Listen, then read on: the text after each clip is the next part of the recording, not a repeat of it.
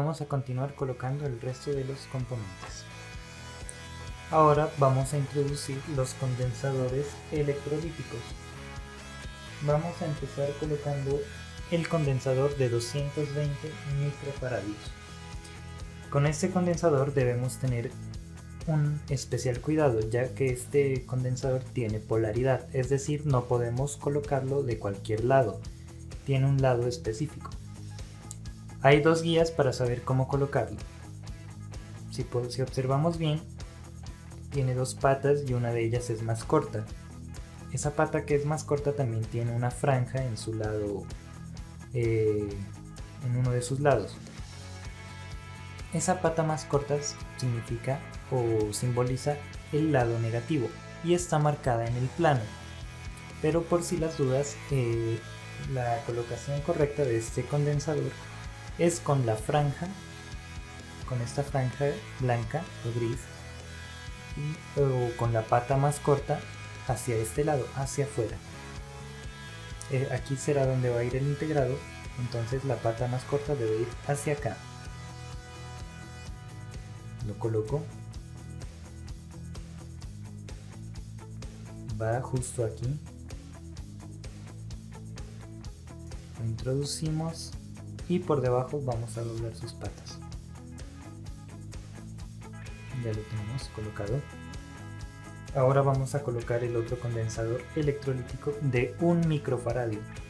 Para leer sus valores solamente necesitamos ubicar el número que está escrito aquí en la parte negra. Dice 1UF. El UF significa microfaradios. Estos condensadores, les recuerdo, deben ser de 25 voltios en adelante. Este valor también está especificado aquí. En este caso, no sé si se aprecia bien en la cámara, pero es de 1 microfaradio por 50 voltios. Y su polaridad también va a estar marcada por la pata más corta, su lado negativo.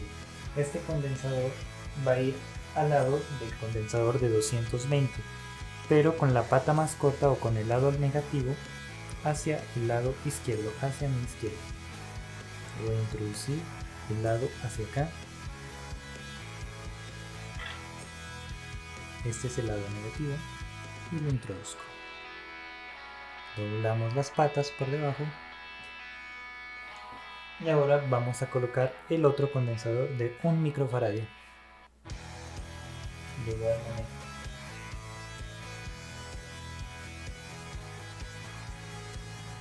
Este condensador va a ir con su lado negativo mirando hacia el lado derecho. No sé si se estén guiando solamente por el video, pero les recomiendo que miren también el plano para que no se vayan a equivocar con los orificios. Este condensador va justo aquí.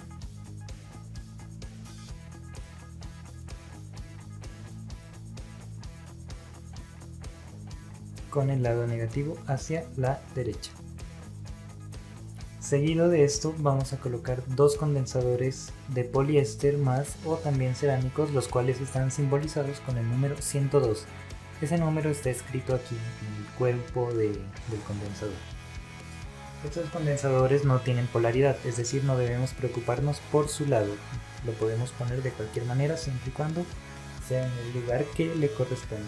Este condensador va a ir ubicado aquí. Va justo aquí detrás del condensador de 1 microfaradio. Vamos a colocar el otro. Vamos a continuar ahora colocando los dos últimos condensadores electrolíticos, los cuales son de 47 microfaradios. El primer condensador que voy a colocar va a ir con su polaridad hacia arriba, con la pata más corta hacia arriba, y va a ir ubicado justo aquí. Vamos a colocar ahora el segundo condensador de 47 microfaradios, el cual tiene su polaridad hacia el lado izquierdo. Es decir, su pata más corta o su lado negativo va a ir hacia mi lado izquierdo, Listo, ya hemos colocado la gran mayoría de los componentes, así que vamos a soldar.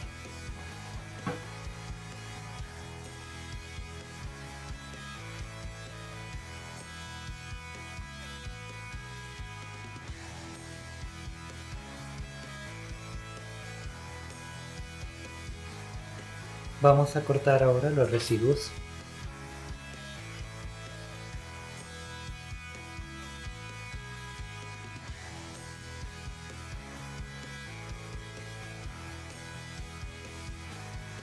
A continuación vamos a colocar las dos últimas resistencias. Vamos a colocar la resistencia de 3.9K, la cual tiene los colores naranja, blanco y rojo. Esta resistencia la vamos a colocar aquí encima de todas las demás. Vamos a colocar la última, la cual es la resistencia de 10K y tiene color café, negro y naranja. Esta resistencia va aquí en estos dos últimos orificios. Introducimos y doblamos sus patas. Y para finalizar con los componentes pequeños, vamos a introducir el último, el cual es un puente o jumper. Este puente es uno de los residuos o una de las patas que nos sobró de los componentes que ya soldamos. Solo necesitamos una y va a ir en estos orificios de aquí, debajo del condensador de 220 y al lado de estas resistencias de 2.2. Vamos a darle forma y vamos a doblar sus patas para que quede como una resistencia y poder soldarlo. Ya tengo mi jumper y lo introduzco aquí.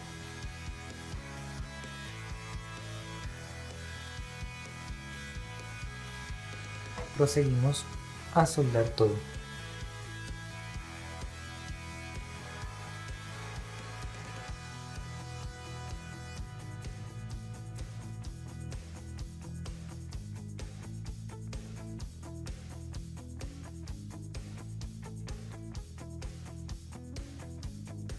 Y ya solo nos falta colocar el circuito integrado. El circuito integrado lo vamos a colocar con sus letras Toshiba TA8210 mirando hacia acá, hacia el frente. Vamos a introducir en los orificios haciendo que calce. Ya introduje el circuito. Ahora vamos a voltear la tarjeta y vamos a soldar.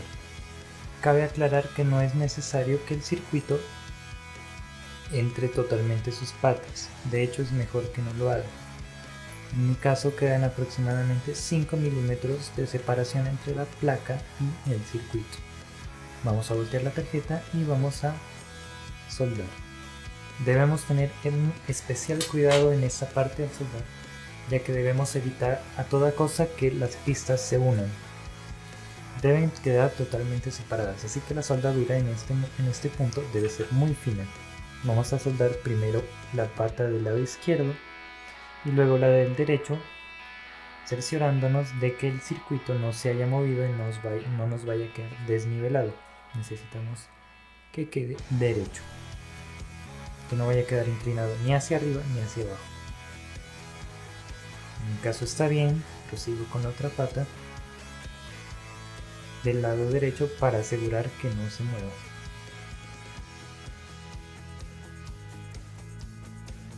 A continuación seguiré soldando todas las demás. Voy a ver si puedo enfocar mejor la cámara para que se aprecie a detalle la soldadura. En este punto hay dos patas que están en una sola pista, eso es correcto, el plano del circuito es así. No hay por qué preocuparnos.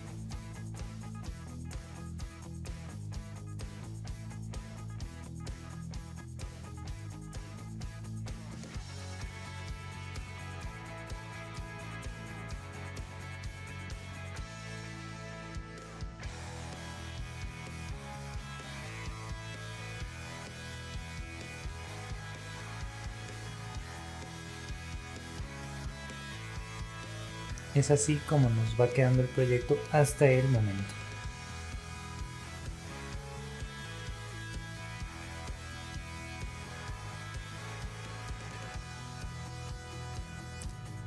En los orificios que quedan en la tarjeta únicamente van a ir los siguientes componentes.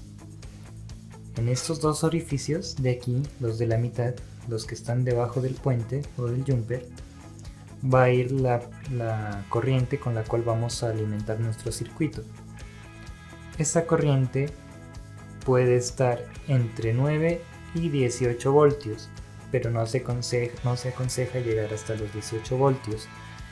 Un voltaje adecuado para obtener un buen rendimiento es entre los 12 y los 16 voltios.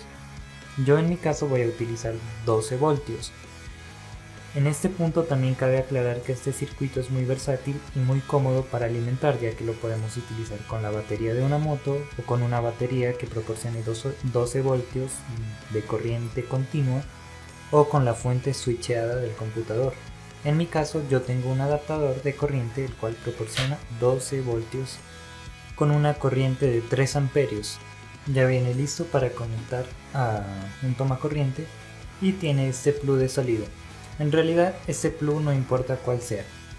Lo vamos a retirar dejando solamente los cables para introducirlos en estos orificios y soldarlos posteriormente. Al momento de soldar los cables necesitamos tener muy en cuenta su polaridad, ya que si nos equivocamos puede ser fatal para el proyecto.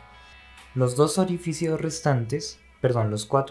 restantes del lado derecho son para la salida de los parlantes. En los 2 de arriba vamos a colocar un parlante y en los 2 de abajo vamos a colocar otro parlante. Los parlantes adecuados para este proyecto se recomienda que sean de 80 vatios reales hasta 150 vatios reales a una carga de 8 ohmios. Aunque si ustedes gustan pueden trabajarlo a 4 ohmios, pero deben colocar un disipador más grande. En mi caso el disipador que voy a utilizar será este. El disipador solamente es un dispositivo que nos ayudará a enfriar el circuito. Es muy importante, ya que si no lo colocamos, el circuito no durará ni 10 minutos, ya que por sobrecalentamiento se podrá dañar. Yo ya lo tengo preparado. Debemos abrir 2 huecos para poder asegurar el circuito integrado con estas entradas y 2 tornillos con tuerca. Debemos asegurarnos que quede bastante apretado para asegurar la transmisión del calor. Yo ya he terminado de colocar el disipador, lo he asegurado con 2 tornillos con tuerca, introduciéndolos por los orificios previamente hechos con un taladro y una broca para aluminio y los orificios que trae el integrado. Sin ser más, vamos a hacer la última recomendación para dar un acabado bueno a nuestro circuito, y es el siguiente. Con la ayuda de un cepillo de dientes, que obviamente no utilicen, y un poquito de thinner, vamos a limpiar la tarjeta por el lado del cobre para retirar cualquier residuo y líquidos que se originan por el calor y la soldadura.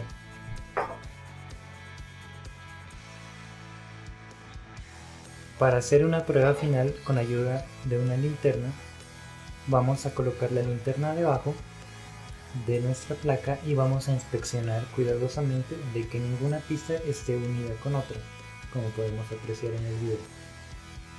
No debe haber nada unido con nada. Si en esta prueba encontraste alguna pista que esté unida, debes tomar un bisturí y separarla cortando muy delicadamente, sin desoldar nada, cortando la parte donde se haya unido.